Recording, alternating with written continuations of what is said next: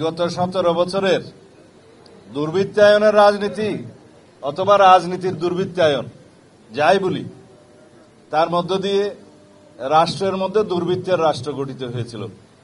সেটার একটা নমুনা হচ্ছে এই জঙ্গল সলিমপুর। আমরা দায়িত্ব গ্রহণের পর 1 মাসের মধ্যেই চট্টগ্রামে কিছু সন্ত্রাসী কার্যক্রম লক্ষ্য করেছিলাম। কিছু ব্যবসায়ীর বাসভবনে গিয়ে অত্যাধুনিক অস্ত্রসজ্জিত হয়ে গুলিগালাজ করার পরে, তাদেরকে হুমকি ধমকি দেওয়ার পরে চাঁদা আদায়ের জন্য আমরা বিষয়টা খুব গুরুত্ব সহকারে নেই।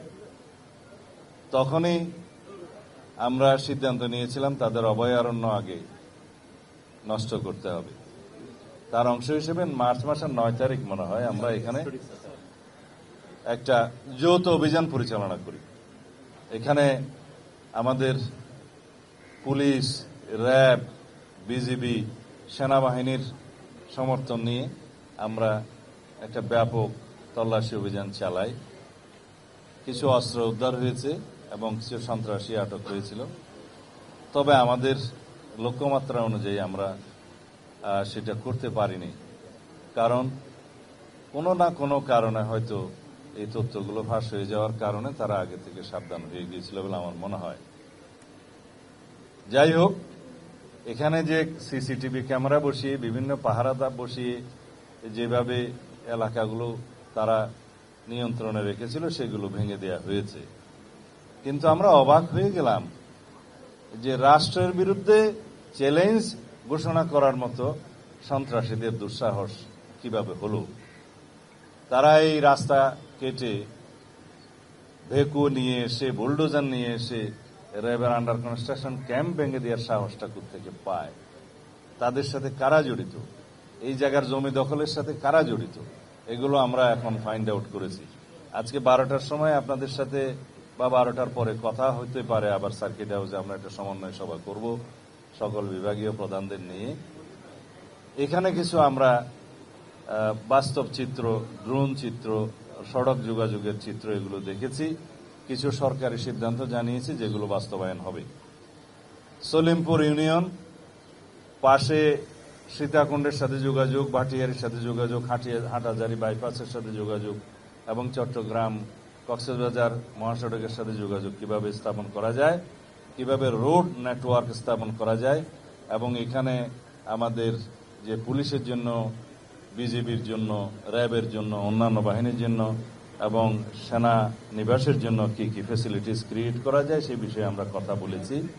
এগুলো পরিকল্পনা করছি। তবে স্থানীয় অধিবাসী যারা বিভিন্নভাবে এখানে কোনো না কোনো কারণে বসতি স্থাপন করতে বাধ্য হয়েছে, অস্থায়ীভাবে বা রিহেবিলিটেটেড হয়েছে বিভিন্ন কারণে, তাদেরকে কিভাবে পুনর্বাসন করা যায় সেটা আমরা একটা পরিকল্পনা। আমরা জনগণের সরকার, জনগণকে কমফর্ট দেওয়ার জন্য আমরা আমাদের সমস্ত পরিকল্পনা করব।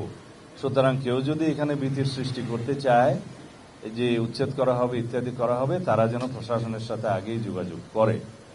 এখানে কারাগারের একটা স্থাপনা অনেক বছর আগের থেকেই ঝুলে আছে, যেটা চট্টগ্রাম কারাগারকে শিফট করার।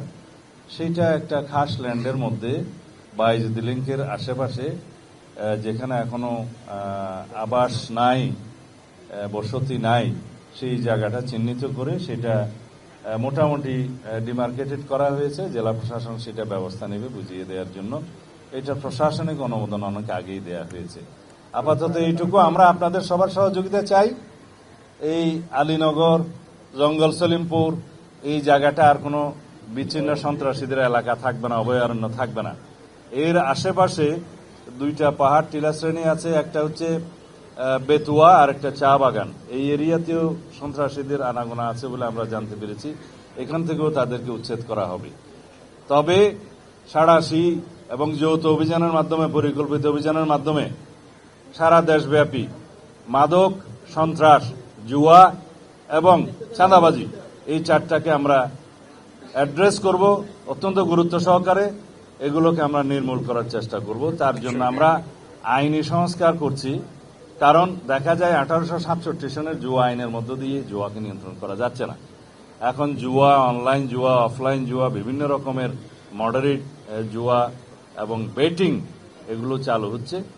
এগুলো এটা চালু হয়েছে অনেক বছর আগে থেকে। এগুলোকে আমরা কখনোই আইনিভাবে অ্যাড্রেস করতে পারছি না, বিকজ আইনটাই নাই, আইনটাই দুর্বল। সেই আইনটা আমরা আগামী সেশনে পার্লামেন্টের নিয়ে আসার চেষ্টা করব। তাহলে আইনি কাঠামোগতভাবে এগুলোকে আমরা অ্যাড্রেস করব।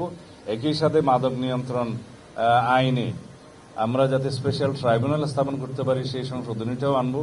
এখানে হাজার হাজার মাদকের মামলা আছে যেগুলো পেন্ডিং হয়ে আছে বছরের পর বছর, সেগুলো নিষ্পত্তি হবে। এইভাবে আমরা আমাদের দেশকে বাঁচাতে পারি, যুব সমাজকে বাঁচাতে পারি। আর কিশোর গ্যাংয়ের যে উৎপাত হয়েছে সেটার জন্য আমরা কিছুটা আইনি সংস্কার আনতে হবে, যে কিশোর গ্যাং বলতে কত বয়স পর্যন্ত তাদেরকে কিভাবে কি সুবিধা দেওয়া যায়।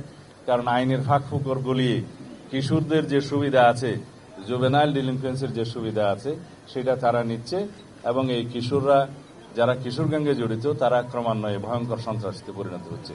সুতরাং এখানে আইনি সংস্কার দরকার আছে। এটা অনেক লম্বা আলাপ, এগুলো আপনারা দেখতে পাবেন। আমরা আইনের শাসন প্রতিষ্ঠা করব ইনশাআল্লাহ, জনগণকে সাথে নিয়ে, জনপ্রত্যাশা অনুযায়ী। ধন্যবাদ।